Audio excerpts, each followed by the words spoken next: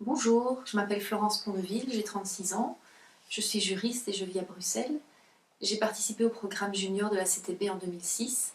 Je faisais partie du premier groupe de volontaires qui est parti sur le terrain à la fin de l'année 2006. J'ai été envoyée dans un projet en Afrique du Sud, à Pretoria. Je travaillais sur un projet lié au soutien à la réforme agraire en Afrique du Sud. La Belgique soutenait l'Afrique du Sud dans ce processus de réforme agraire en favorisant la restitution des terres aux personnes.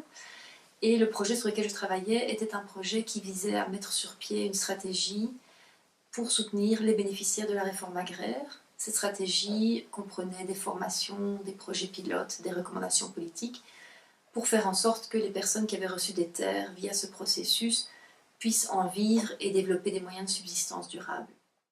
Dans ce projet, je me suis principalement occupée de la gestion de projet, c'est-à-dire que j'ai supervisé les différentes phases du cycle de projet. Quand je suis arrivée, il y avait un projet qui arrivait à terme, donc on a fait l'évaluation finale, les conclusions, le rapport, et puis il y a eu un nouveau projet qui a commencé. Là, je me suis occupée de tout ce qui concernait le lancement du projet, l'évaluation des besoins, la formulation, etc. Grâce à ce projet, j'ai beaucoup voyagé en Afrique du Sud. J'étais basée à Pretoria puisque c'était un projet de soutien au ministère de l'Agriculture sud-africain. Mais j'ai visité énormément de projets sur le terrain avec les consultants qui rédigeaient les nouveaux thèmes de référence pour le nouveau projet. Et donc j'ai eu l'occasion de voyager pas mal dans le pays.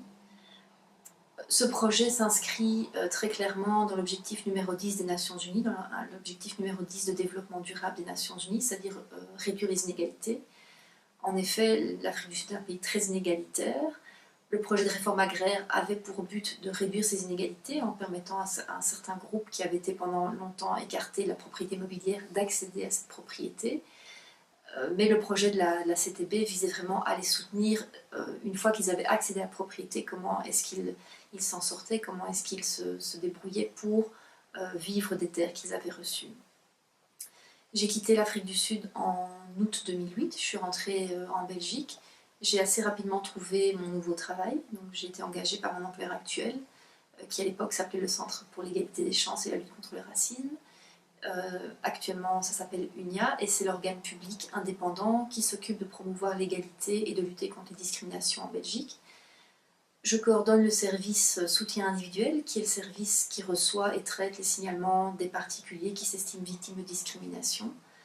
Je suis donc restée vraiment dans cette même optique de lutter contre les inégalités à un niveau et dans un contexte différent.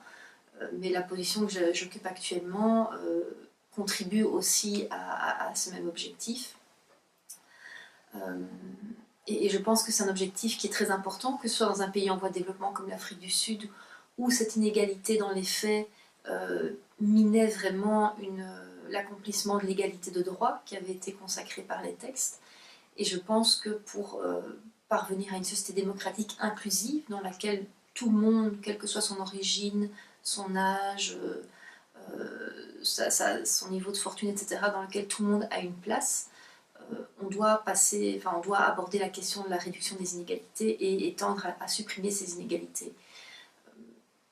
L'exemple le plus frappant pour moi, c'est de se dire que quand on parle d'un pays, que ce soit l'Afrique du Sud ou la Belgique, on regarde des indicateurs de développement économique, on regarde une moyenne, et je trouve que c'est toujours intéressant d'aller voir ce qui se cache derrière cette moyenne-là. Et souvent, c'était le cas en Afrique du Sud, derrière une moyenne qui est tout à fait correcte, il y a en fait des très grandes disparités, il y a un fossé entre plusieurs groupes, fossé économique, fossé social. Et je pense que c'est pour ça qu'il est important aujourd'hui encore, dans les pays en voie de développement et dans nos pays développés, entre guillemets, de lutter contre les inégalités.